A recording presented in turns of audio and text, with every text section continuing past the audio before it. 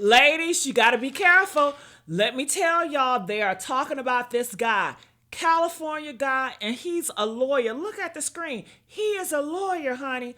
And what he did to this mother is unthinkable. She gathered up her kids that morning to go drop them off at school. But her ex-boyfriend, he wasn't having it. Do you know he stalked her? Mind you, he was stalking her for some time after she broke things off with him. These men cannot take rejection. They cannot take when a woman break off with them. And so she have her kids. She's about to drop them off at school. He blocks her in.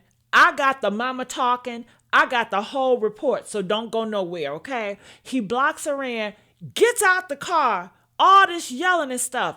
You know, the neighbor cameras is recording everything. People looking out the window like, what's going on? Child, you would think, I know he ain't gonna kill her in front of the kids.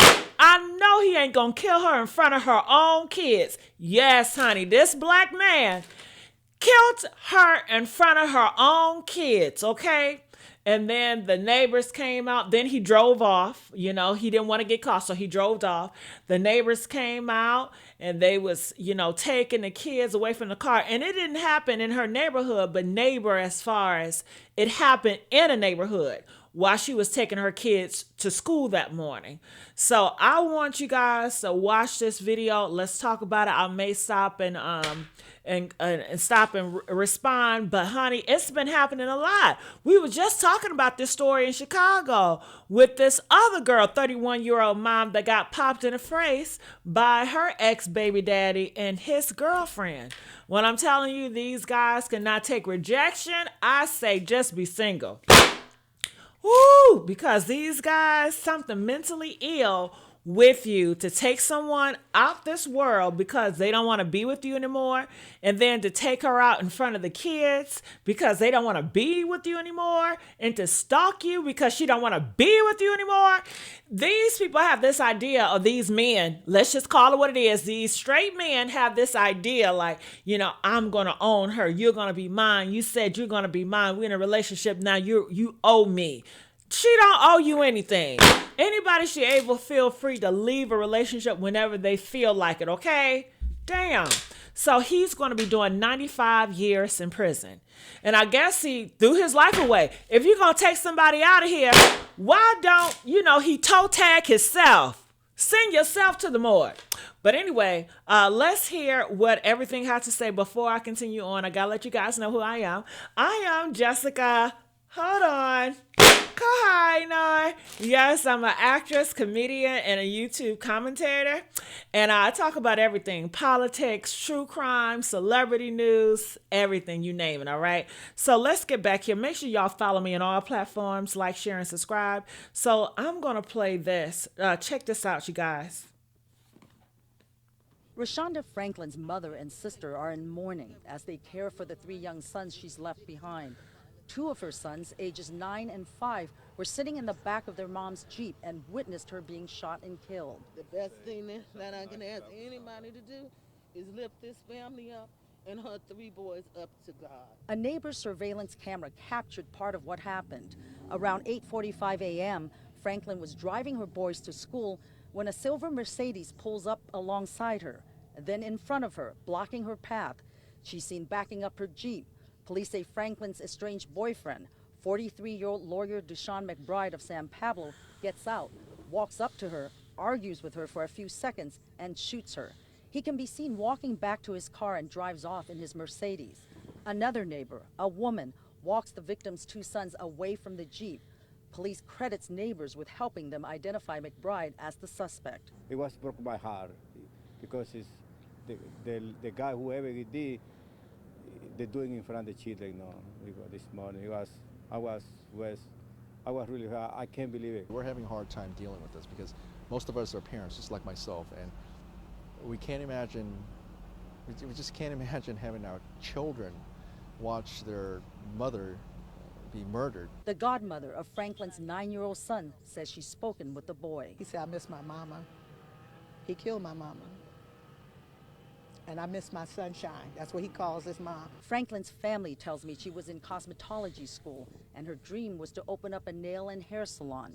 Her sister says Franklin had been with the suspect for about a year, but moved from Oakland back to Richmond when that relationship ended. He's been stalking her for like, he pulled up on me the other day and asked him where she was at yesterday. And I saw him yesterday around 6 o'clock p.m. Any information leading to finding this person who did this vicious murder of my child, please turn him in. If there's a wife or family member out there, you know him. You know where he's at. Turn him in, because that could have been your child.